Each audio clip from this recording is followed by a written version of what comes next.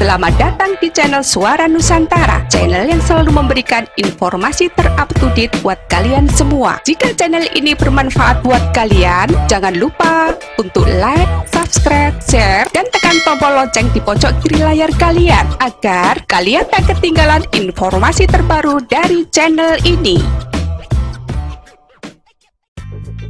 Hasil survei yang menempatkan elektabilitas Ganjar Pranowo di urutan tertinggi kedua setelah Prabowo Subianto menuju pemilihan presiden 2024 mengingatkan kita akan jangka atau ramalan Joyoboyo terkait inisial G sebagai calon pemimpin masa depan. Setelah masuk radar lembaga survei, benarkah Ganjar masuk radar Joyoboyo? Dari hasil survei indikator politik 16-18 Mei 2020, Ganjar Pranowo 11,8% berada di urutan kedua elektabilitas tertinggi setelah Prabowo Subianto 14,1%.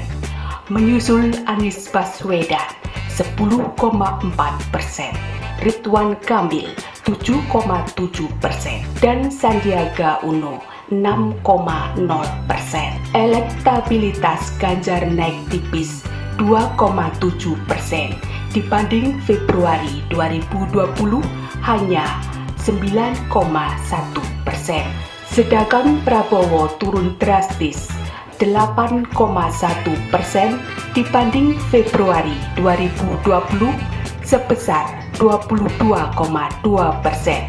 dan Anies pun turun tipis 1,7% dibanding Februari 2020 sebesar 12,1%. Joyoboyo konon meramalkan negeri Nusantara ini akan mencapai kejayaannya, bahkan menjadi mercusuar dunia. Dipimpin secara berturut-turut oleh sosok pemimpin yang nama-namanya berinisial No, Go, Ro. Sebelum muncul sebagai sosok pemimpin, mereka tersamar atau tersembunyi di tengah masyarakat sebagai Satria Piningit. Fenomena Satria Piningit ini setidaknya terjadi dalam Pilpres 2004 dan 2014. Joyoboyo adalah seorang raja dari Kerajaan Kediri 1135 sampai 1157 yang bergelar lengkap Sri Maharaja Sang Mahapanji Jayabaya Sri Mawiswara Madusudana Awatara Nindita Sutrisingha Utungga Dewa. Selain raja, Joyoboyo juga dikenal sebagai seorang pujangga yang karya-karyanya bernuansa filosofis dan mistis. Banyak ramalan Joyoboyo yang konon sudah terbukti, antara lain Murjani Sabdo Palon Noyo Genggong. Noyo Genggong dan Sabdo Palon adalah nama abdi dalem atau pembantu di kerajaan Majapahit. Murja berarti musnah, yang artinya Joyoboyo telah memprediksi runtuhnya Majapahit seiring hilangnya Noyo Genggong dan Sabdo Palon. Lalu semut ireng anak-anak sapi atau semut hitam beranak sapi yang ditafsirkan bangsa Belanda atau orang kulit putih datang menjajah bangsa Indonesia atau orang kulit hitam. Juga kebo nyabrang kali atau kerbau menyeberang sungai yang ditafsirkan Belanda sudah puas mengeruk kekayaan kita lalu pergi meninggalkan Indonesia. Kejajah saumur jagung karo wong cebol kepalang atau dijajah seumur jagung oleh orang cebol, yang diartikan Indonesia dijajah oleh orang Jepang yang hanya berlangsung 3,5 tahun.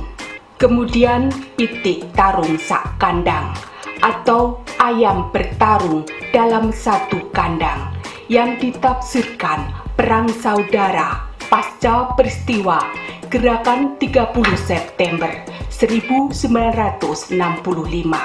atau Partai Komunis Indonesia atau G30 SPKI 1965. Selanjutnya, kodok ijo ongkang-ongkang atau kata hijau duduk ongkang-ongkang kaki di panggung kekuasaan.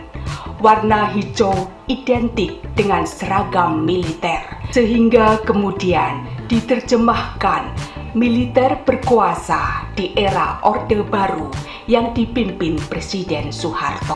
Terakhir, tikus piti anoto baris atau tikus-tikus berbaris yang kemudian ditafsirkan barisan rakyat dan mahasiswa melengsarkan Presiden Soeharto pada 21 Mei 1998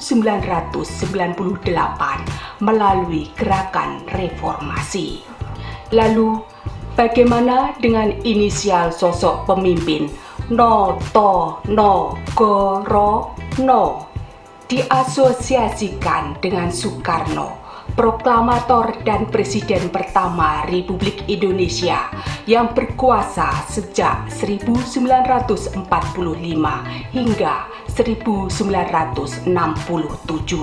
To diasumsikan sebagai Soeharto, presiden kedua Republik Indonesia yang berkuasa sejak 1967 hingga 1998. No kedua ditafsirkan sebagai Susilo Bambang Yudhoyono, Presiden kelima Republik Indonesia yang berkuasa sejak 2004 sampai 2014. Uniknya, para spekulan ramalan Joyoboyo tidak memajukan nama Presiden ketiga Republik Indonesia, B.J. Habibie, 1998 sampai 1999. Presiden keempat Republik Indonesia, Kiai Haji Abdul Rahman Wahid alias Gus Dur, tahun 1999 sampai 2001. Dan Presiden kelima Republik Indonesia, Megawati Soekarno Putri, tahun 2001 sampai 2004. Dengan ilmu utak-atik Gatot, diasumsikan bahwa Presiden Republik Indonesia dari ramalan Joyoboyo haruslah yang memiliki masa jabatan lengkap minimal 5 tahun. Konon, Noto dan Nogoro adalah dua suku kata yang terpisah, sehingga tiga presiden yang tidak memiliki masa jabatan lengkap tersebut dianggap hanya bunga-bunga masa transisi. Bagaimana dengan Presiden ke-7 Republik Indonesia, Joko Widodo? Konon nama kecil Jokowi adalah Mulyono, sehingga masuk inisial No seperti Yudhoyono. Setelah No, inisial Presiden ke-8 Republik Indonesia adalah Ko. Apakah Ganjar Pranowo yang saat ini menjabat Gubernur Jawa Tengah periode kedua adalah Ko tersebut?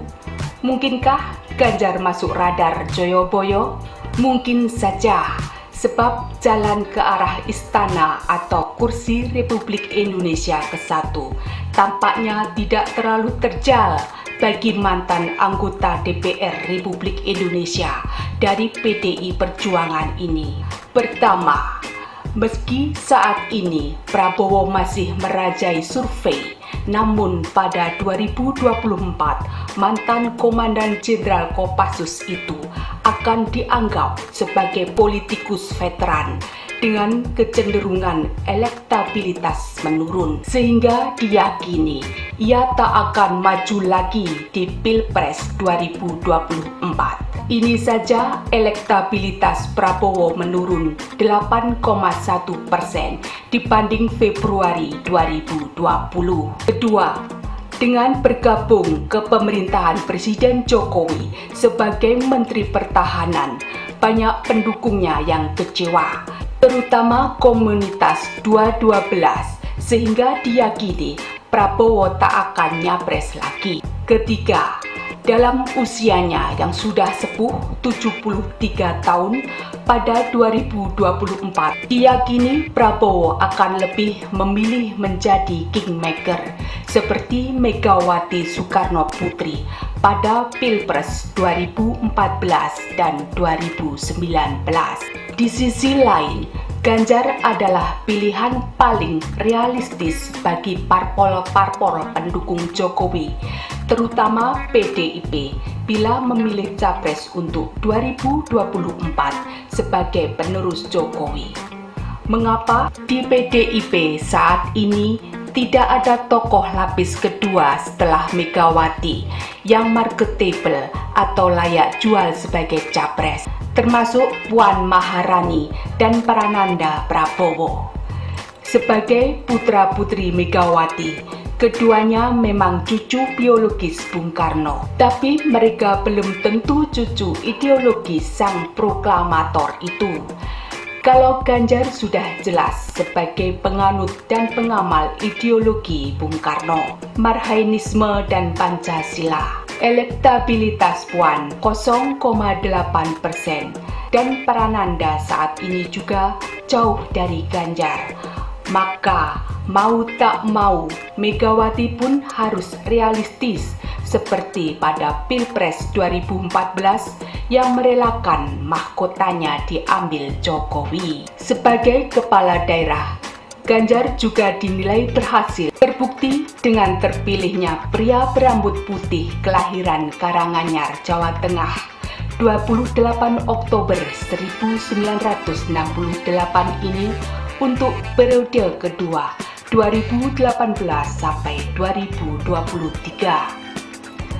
Kedepan, stok kepemimpinan nasional diprediksi lebih banyak bersumber dari kepala daerah, sehingga nama-nama kepala daerah ini pun bermunculan dan mendapat angka signifikan dalam survei seperti Gubernur DKI Jakarta Anies Baswedan, Gubernur Jawa Barat Ridwan Kamil 7,7%, dan Gubernur Jawa Timur Khofifah Indar Parawansa 4,3%. Tapi tunggu dulu, bagaimana bila ternyata Prabowo maju lagi dalam Pilpres 2024?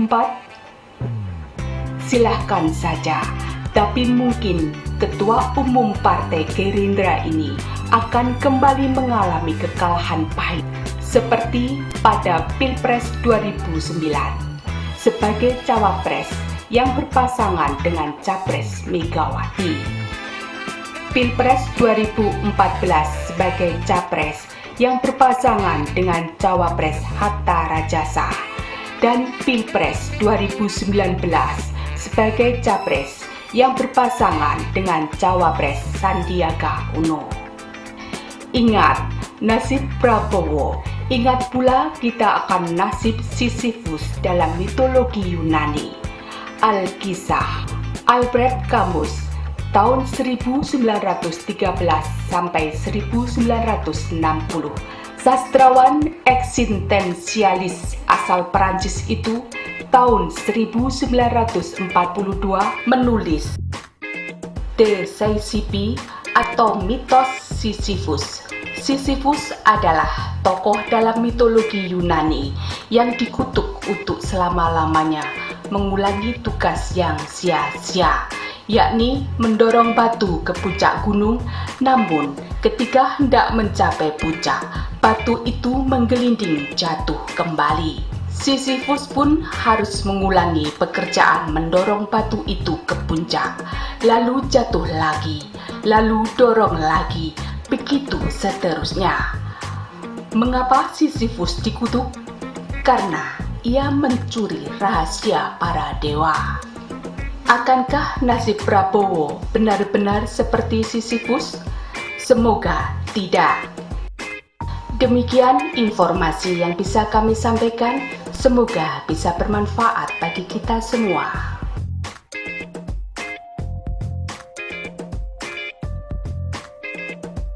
Halo YouTube. Selamat datang di channel Suara Nusantara, channel yang selalu memberikan informasi terupdate buat kalian semua. Jika channel ini bermanfaat buat kalian, jangan lupa untuk like, subscribe, share, dan tekan tombol lonceng di pojok kiri layar kalian agar kalian tak ketinggalan informasi terbaru dari channel ini.